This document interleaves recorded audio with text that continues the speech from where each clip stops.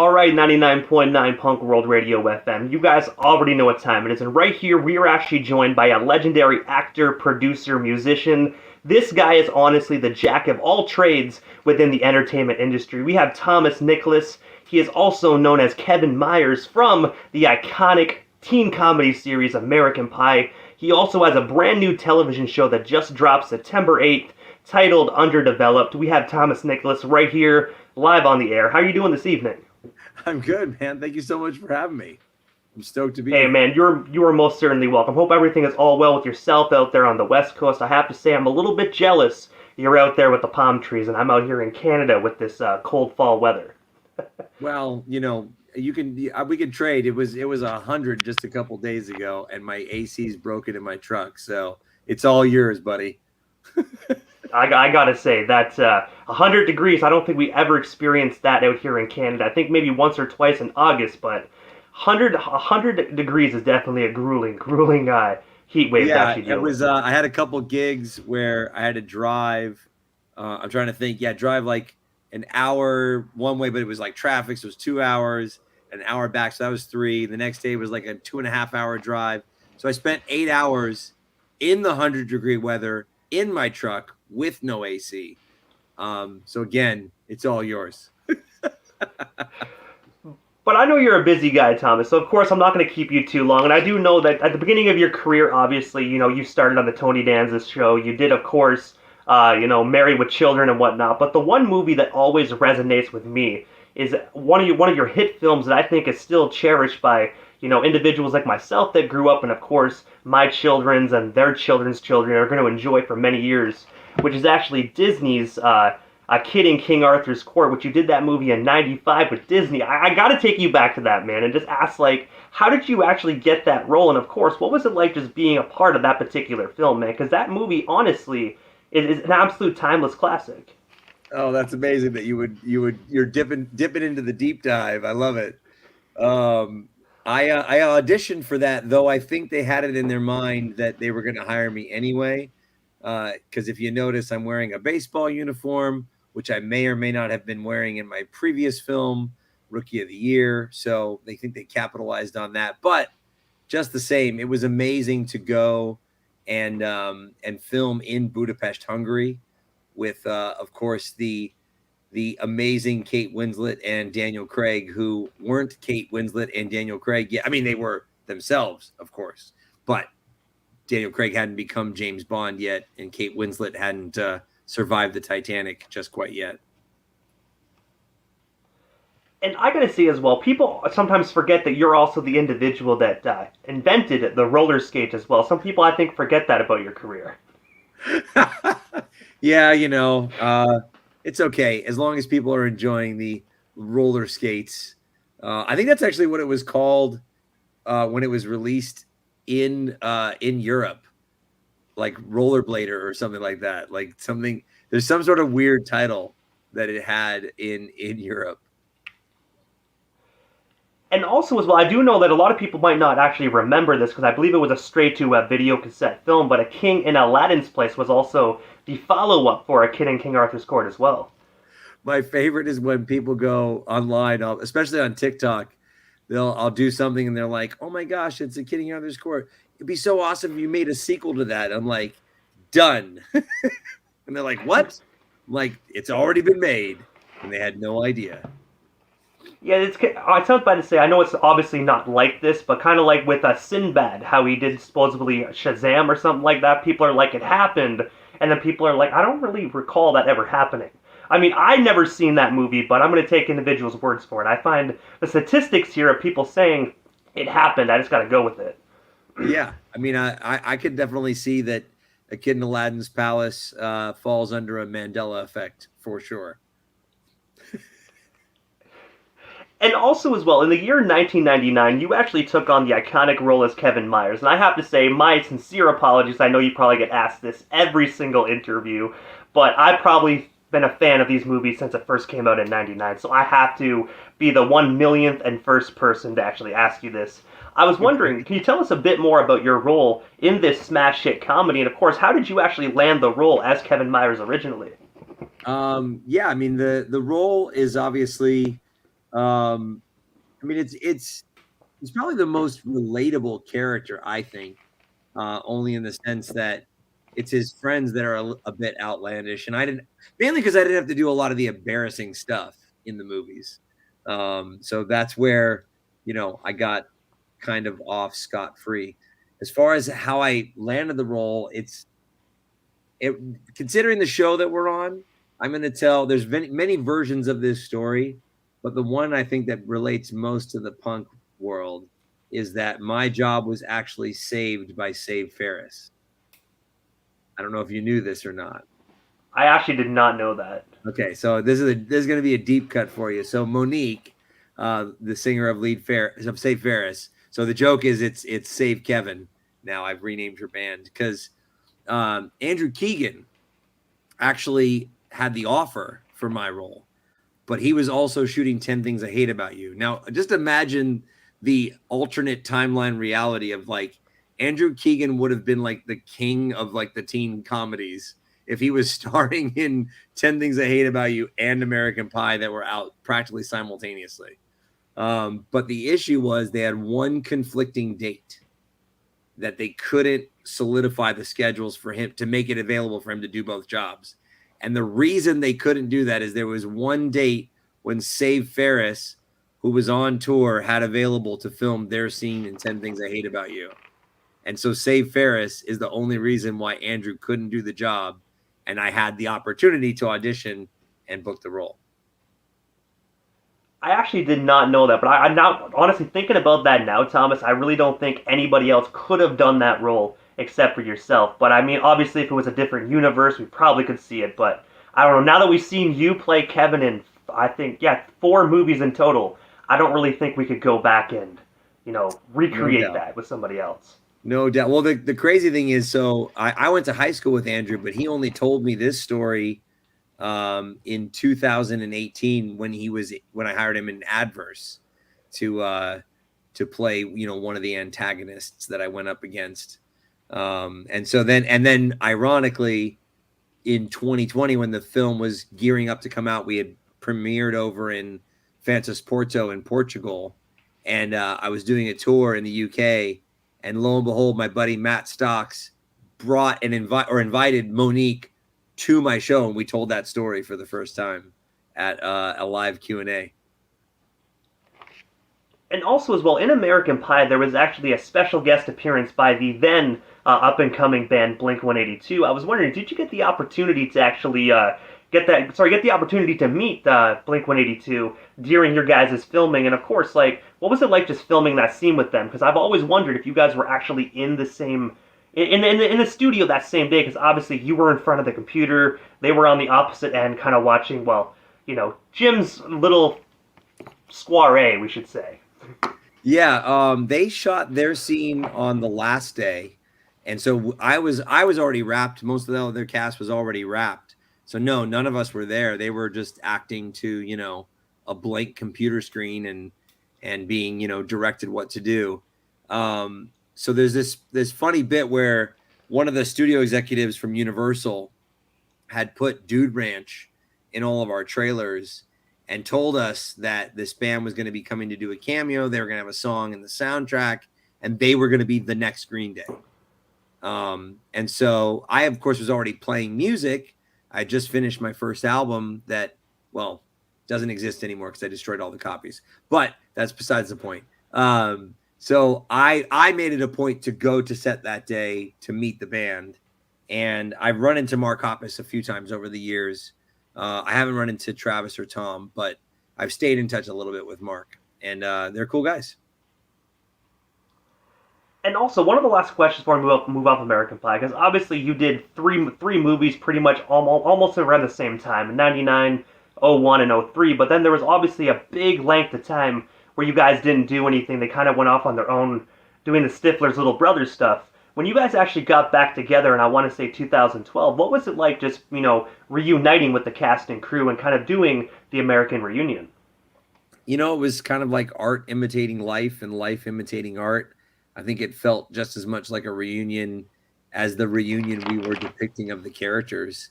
And plus we were on location, so there was a lot more hang time on the weekends. all the other films we shot mainly in Los Angeles. And so when you're shooting at home, you don't really have the same kind of hangout with your castmates because you've got, your regular life to go back to, your own bed to sleep in. But when you're, on location, it becomes like summer camp. So it was like summer camp and a reunion all rolled into one. So we probably had more fun than we should have. And also, January 15th of 2008, you actually released the phenomenal 11-track album titled Without Working.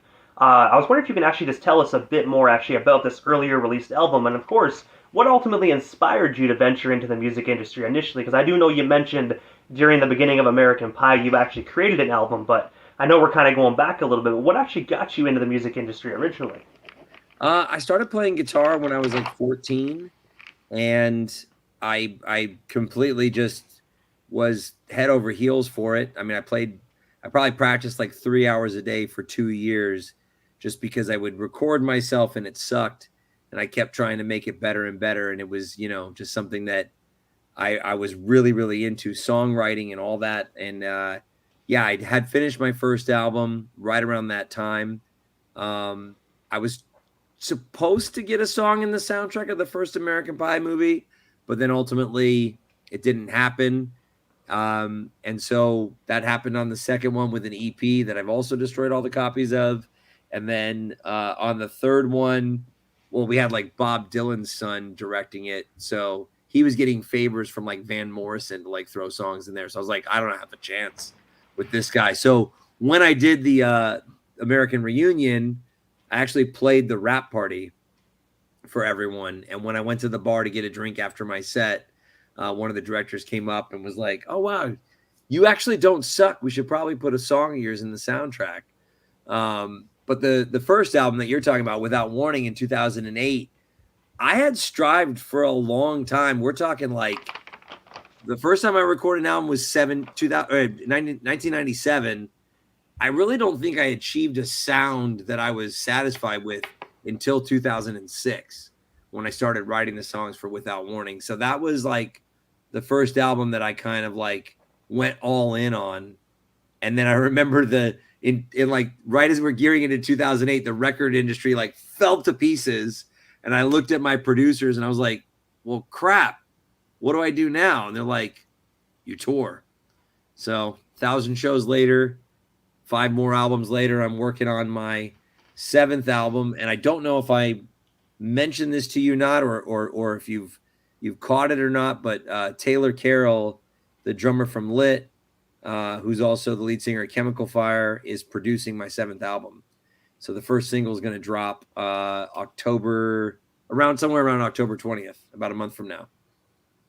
I actually did not catch that. I feel like as a fan of yourself and everything you're doing, I feel like I should have known that, but I haven't officially announced it yet, so don't feel bad. There's only been like rumblings on my stories. You'd have to be like deep diving in or be like a member of my Patreon to know that kind of inside scoop, because we only just finished the song, just kind of are deciding on the release date as of today, and I figured dropping it around the same time as Blink and when I'm doing some side shows at When We Were Young just kind of makes the most sense.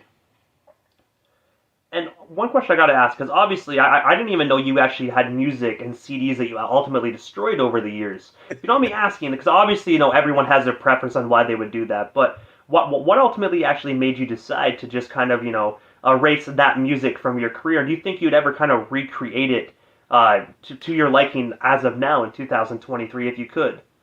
I don't know. I mean, I think there's sometimes where you create something that you can kind of like, hold on to for a while. And there's some things that you kind of move on from. I don't know that I would ever necessarily go back to those tunes.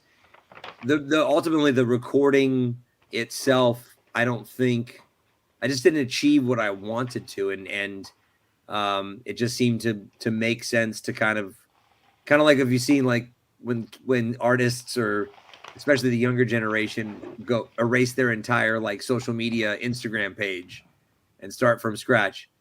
I mean, I've thought about doing something like that, although That just seems like a lot of work to delete that many posts. I'd have to hire somebody.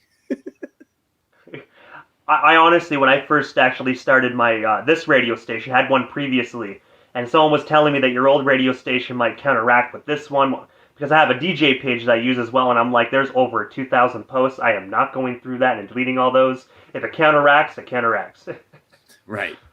There's got to be a program that just does that, because I can't imagine, like, when my buddy Ryan Seaman like went dark on his page, that he went and deleted all his posts. I should ask him. I think that actually be good. I know there's like an unfollow app where you can unfollow a bunch of people at once, but I really think there should be an auto post deleter. If not, got to free up a couple days and just sit there all day in front of your phone. Just put on some good music in the background to motivate you. We'll just get Elon Musk to buy Instagram, and then he can just delete us all. I'm not going to lie, with the whole Twitter thing, I was never huge on Twitter, but it's weird how he just calls it X. I mean, you have to be a little more creative, man. Like, you created a Tesla, you created like a whole internet platform through satellites, and all you could come up with was X. I mean, I don't know. These days, I post on X about as much as I post on Threads, which is like almost never. Yeah, I think Twitter, or X, if you want to call it now, is one of those like just it's there, but nobody really uses it. It's kind of like, in a way, like MySpace. It still has all the users, but nobody really ever logs on. Oh yeah, I mean, I think I might just go back to Friendster. Oh, those were the days. I was more big on MySpace back in the day, but one thing I'm a little upset about, I can still log in, but all my pictures are like gone. I had so many amazing pictures from when I was young. It's like, really? Come on, man. Like, that you you're wouldn't gonna delete the use them, pictures, man. delete the whole damn profile. The quality of those pictures, if you tried to post them today in today's technology world, you'd be like, oh, I can't even see what this picture is. It's just pixelated mess. And also, as well, February 3rd of 2017, you actually released one of my personal favorite albums of yours, which is a 10-track album titled Frat Party. I was wondering if you can actually just tell us a bit more about this album, and of course, in the future, will there ever be a chance to actually get another Thomas Nicholas Band album? I know you talked about it, but I was wondering if you can actually shed a little bit more light on this up-and-coming project. Yeah, for Frat Party, the idea stemmed from doing this tour over in the UK for universities. They wanted me to play cover songs, and I didn't want to play cover songs, but the gigs were really awesome. Like, they have this thing called Freshers Week, where it's like essentially like Rush Week, and they don't have fraternities there, but the schools put on like a week load of events for all the freshmen. So there's these legit venues, 2,000 cap rooms, sold out. I'm like, okay, how do I make playing covers make sense?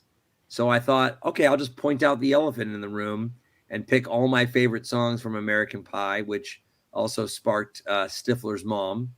And then, that album, actually, Frat Party, was only released on CD, but I haven't really even talked about this yet because I haven't posted about it, because I think the release date's going to be in December.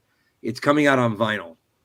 There's going to be a limited run of Frat Party on vinyl with bonus tracks, which will, of course, be 1999, and a song that's never been printed, only been digitally released, my cover of the phrase "How to Save a Life," that was on the Red Band Society TV show that I was on a few years ago. And I think as well, Frat Party, I believe I saw on your website that you actually have CDs available of Frat Party that's actually, it's autographed copies as well, if I'm not mistaken. Yeah, I got those on my web store. And then as far as like the 7th album, I think the one plan is to drop the album. I mean, we're going to be releasing singles leading up to it, but the album will probably drop in the summer of next year. I'm going to play SBAM, the festival, and probably do like a tour. Doing a few tours over in Europe next year, but a tour surrounding that. And so the album will come out around then. And also, I know you briefly mentioned this song a few moments ago, but July 9th of 2022, you teamed up with Jared from Bowling for Soup to actually release a single titled 1999 that was ultimately inspired by the song 1985. I was wondering if you can actually just tell us the story about that of that recording session, and of course, what was it like just working with Jared and kind of tweaking the lyrics and everything into a American Pie theme song? It was awesome. I did Jarrett's he had a podcast called Jarrett Goes to the Movies.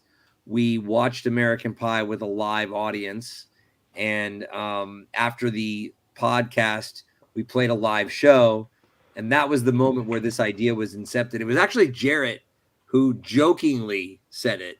He played 1985, and he got halfway through. He played the first chorus, and he goes, we should sing lyrics about American Pie, because we just watched the movie.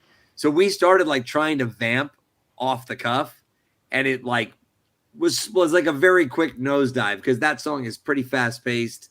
The rhyme scheme is, like pretty astringent. So like to try to do that like improving was near impossible, especially after some Texas sized beers. So when Jared said that, though, I thought I kind of went away from that moment going, that would be a really good idea. So I did a TikTok, got 500,000 views, and then Jared's like, all right, come into the studio, let's work on the lyrics together, let's punch it up. And Jared is he's seriously one of the nicest people that I know, one of my nicest, like he's become like a really, really close friend. And it's just, I'm so happy for all their current like massive success, especially over in like Europe and big festivals and all the huge shows they're doing. Like, it's great to see a band, that's gearing up on their 30th year have like the best year of their career. And just knowing and working with Jared is one of the most awesome things. And I'm sure that anyone who has worked with him knows that, or anyone who's met him knows that. And I gotta say, the wordplay on that song is absolutely phenomenal. One of my good friends, he's only seen the movie like once way back in the day, so when I played the song for him in my car, he was like, man, I don't really get it. Why are you laughing right now? And I'm like, you really don't get why he's saying that Stifler's feeling frail from the pale ale, really? And I'm like, dude, we gotta go back to my house and you've gotta watch this movie right now. And then he's kind of like watching it, and he goes, oh no, he's not gonna drink that. And I'm like, that's why he's feeling frail, bro. Oh, that's it's awesome. like literally he forgot majority of the movie, so I'm like, dude, you can't listen to this song and not laugh if you don't know the movie. We got to change that like today. Like, you're coming back to my house, we're watching an American Pie, and you're gonna go home, you're gonna listen to the song, and you're gonna be like, shit, I get it now. Now, here's a question for you. Did you happen to recognize the voice of the narrator in Underdeveloped? I actually didn't. I mean, I watched a few episodes so far. I do know there's only 6 episodes, so I'm trying to. I have a tendency there, Tom, to watch a show, binge watch it, and then sit back and be like, damn, man, I gotta wait another year for more. So I'm trying to now when I binge watch, I watch an episode, wait a week, watch another one. Just that way, it's like it feels like it's a television show, and it kind of spacing it out a little bit because I tend to binge watch stuff in one day and be like, damn, what am I gonna watch now? Well, that's okay, because there's only like, I think Tubi's got 4 episodes and Freevee and Prime have only the pilot, and there's only 6 episodes in the first season, so you can't even get the last 2 quite yet. But just to spell it out for you, the narrator is played by Jarrett Reddick. Really? Oh, I actually did not know that. I'm gonna have to go back now and actually listen closely. Well, it was one of those things where Jarrett kind of like put me under his wing for a minute. I got to do some shows opening up for Bowling for Soup. And in fact, when I was doing the tour opening up for Bowling for Soup in December of last year, we were in the UK doing a few shows, was when I locked in Tom Arnold to be on the show. I was so excited, and we're going to do a press release. I turned to like Jarrett, and I go, Jarrett, do you want to be the narrator in the show? And he's like, yeah, I'll do it, man. So, it was. It's kind of like he brought me into his world, so I figured I'd bring him back into mine. And it's really cool you actually got Tom Arnold as well. I had the opportunity to meet him at Niagara Falls Comic Con this past year, and honestly, I was nervous because I grew up watching Big Bully, his movie with Rick Moranis, and Carpool and all that, so I was nervous. And I walked right up. He was probably one of the most nicest celebrities I actually met in person, man. So definitely salute to Tom Arnold. Yeah, I worked with him like 20 years ago, and he's one of those guys that like every time I would message him about like inviting him to a premiere event or talk to him about a project, even if he was too busy, he always got back to me and at least communicated with me. So we've stayed in touch over that 20 years. And when I sent him the script for this project, he read it and just completely got it. And the thing is that it might be a comedy or a mockumentary about producers or failed producers trying to, being forced to work together, but you don't have to understand the industry. It's not like listening to 1999 where you have to have watched American Pie to get all the references. Underdeveloped in our mind, and I think for people, is just a workplace comedy. It just happens to be that that's our job. But similar to how you don't have to understand how to sell paper to enjoy The Office, you don't have to understand how to produce movies to enjoy Underdeveloped. And I was just gonna say as well, it has that Office vibe, but it's obviously it has the vibe of The Office, but it's entirely different in the same sense as well. Honestly, I find it's The Office of 2023, but the movie industry edition. Yeah, well, it's one of those things too where we are just poking fun at the unfortunate things that happen in work environments. The favoritism, the inequality of pay, the nepotism, the racism. And so I'm always, when I'm talking about these things, I'm like, listen, if you experience those things at work, I'm sorry, but come watch our show and have a laugh about it, because if you've experienced those things, you will find the humor in Underdeveloped. And before we move on to the topic of Underdeveloped, because obviously I know fans are raving about this show. The score of this show on IMDb is absolutely phenomenal. It's getting amazing reviews all over. So I don't know if it's too early to ask this, because obviously it came out a few weeks ago. But is there going to be a season 2 of Underdeveloped, or right now is it are you guys just kind of soaking in the excitement and the enjoyment of season 1 right now? I mean, we would love to do a season 2. There's nothing official. There's been some interest. I don't really know what it kind of takes, but and where we're at. Obviously, I'm stoked that the reviews are good. I know that my son, who plays Tom Arnold's son on the show, he's asking me like, "Hey, Dad, am I going to return for season 2?" I'm like, "Yes, you'll be back. If there's a season 2, you'll be in it." Um, so yeah, it's one of the I feel like the producers like like just like they're trying to like not get fired and make something happen. I feel like as a producer, I'm kind of in the same way. We're like trying to not get bad reviews and hopefully get a second season. I don't know. Hey, well, hopefully whoever renews Underdeveloped actually likes dinosaurs as well, just like your boss does actually in the show. The love when I saw the love for dinosaurs, I was like, man, that is pretty. Just the dinosaurs all over his office wall, and it's like, damn, dude. Like, I don't know if that's love. I would correct myself. Obsession. Yeah, I would say he's obsessed for sure. And we actually have a fan question as well from Victoria. She actually asked I mentioned that you actually got the opportunity to play in Halloween Resurrection, and she wants to know what was it like actually just taking on one of the most iconic slayers of all time in horror movie history.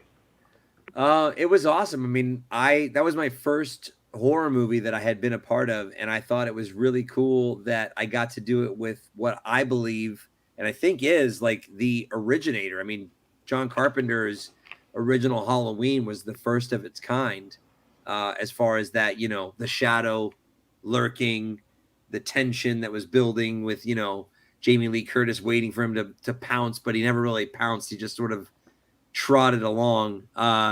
So in my mind, it was an honor. And now, so here's a funny story for you.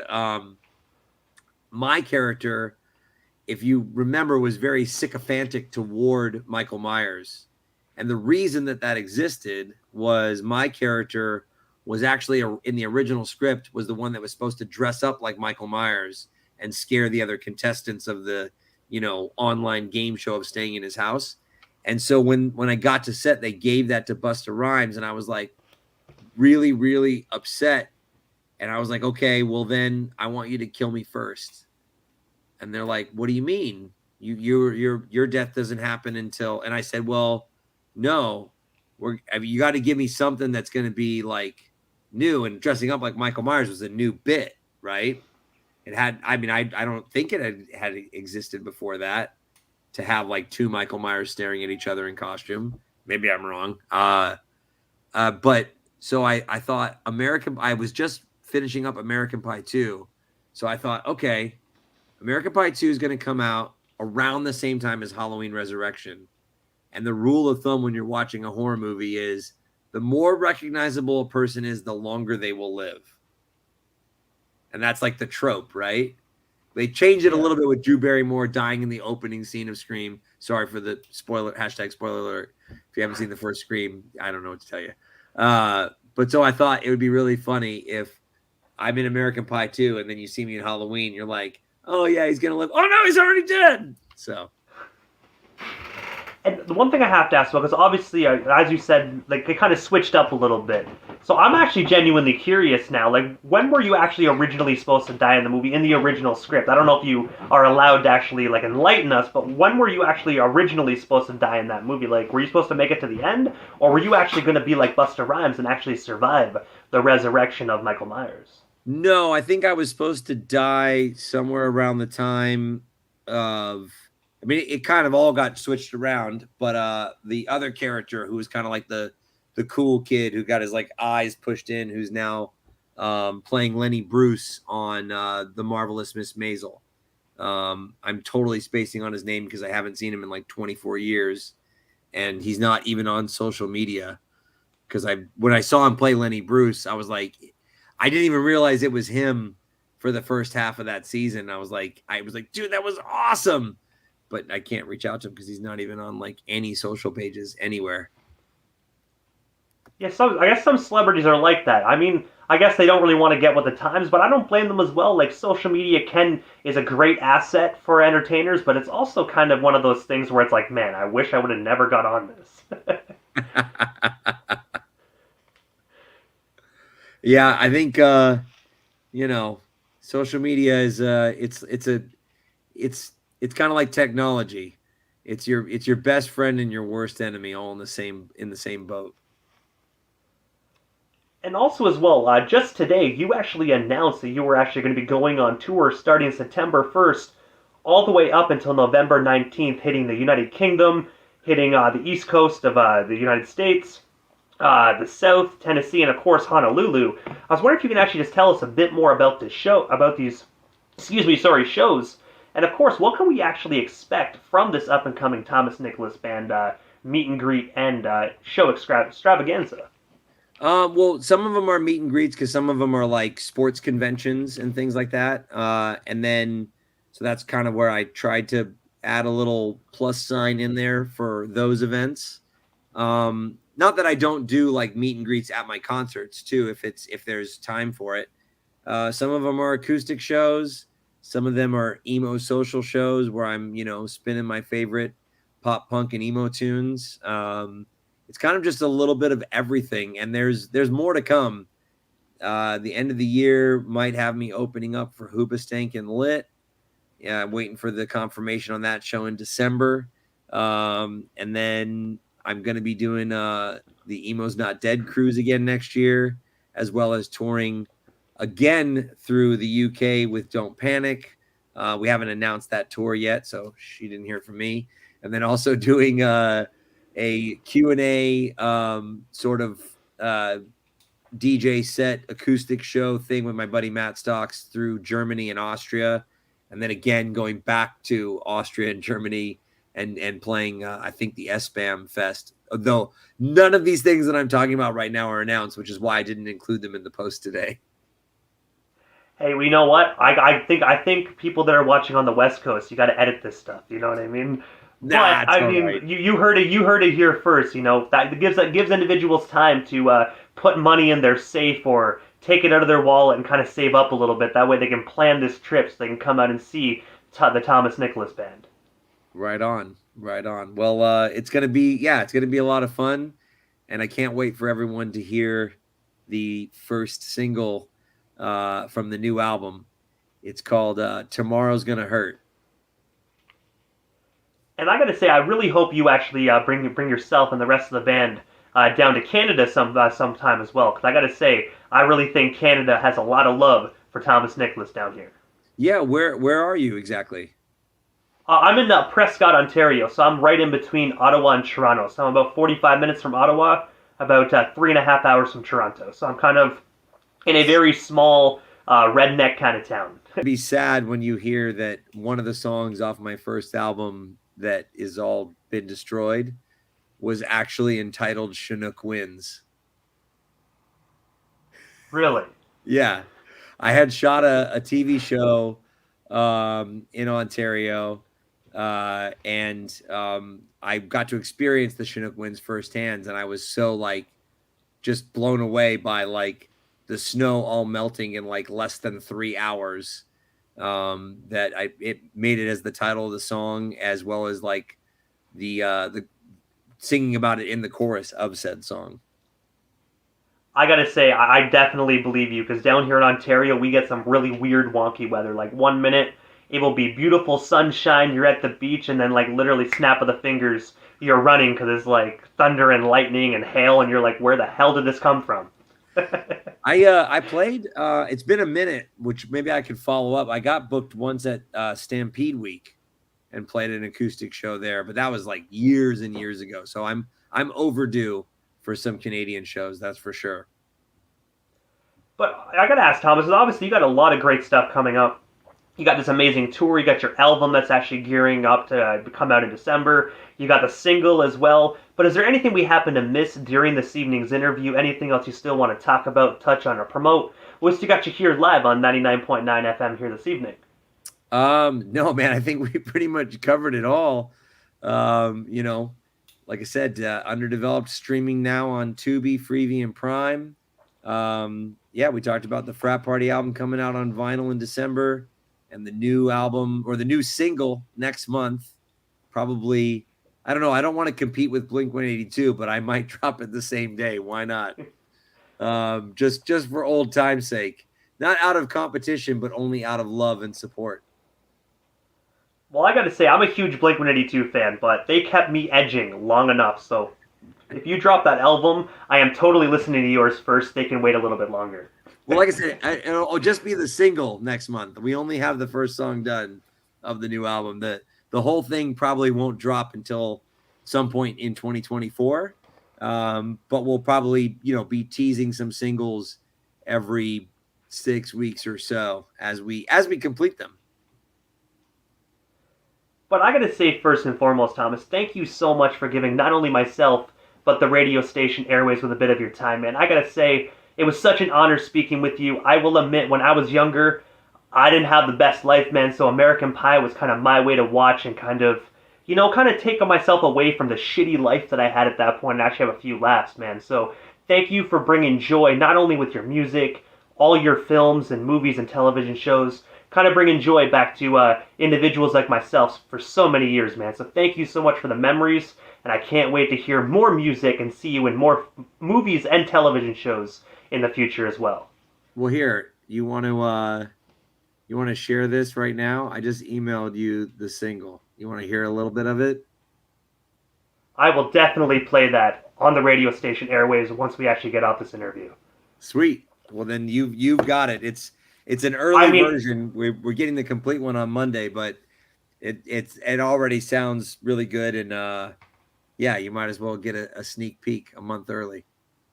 Sounds good. Obviously, I'll play it to the public on my radio station with your permission, of course, first. If you want me to just listen to myself, I can do that as well. No, man, play it. I'm excited about this one, so I'd be honored if you play it. That'd be great. Sounds great. Once we get off this interview, I will load into the station archive, and I will get that actually playing and spinning. So individuals, if you're watching this and you're seeing us right now, you're in the wrong spot. You got to go to the website and listen to the radio station feed because we got some brand new Thomas Nicholas coming your way. Right on, man. Thank you. You're most certainly welcome, Thomas. Thank you for this interview. Thank you for actually giving us a sneak peek of this song. Hopefully down the line we can make this happen again sometime soon. But for now, definitely thank you again and safe travels on your amazing up-and-coming tour that's kicking off very, very soon. Right on, dude. Thank you so much for having me on, man. I appreciate it. You're most certainly welcome, Tom. Thank you so much. Have yourself a wonderful night. Yeah, man. You too. Thank you.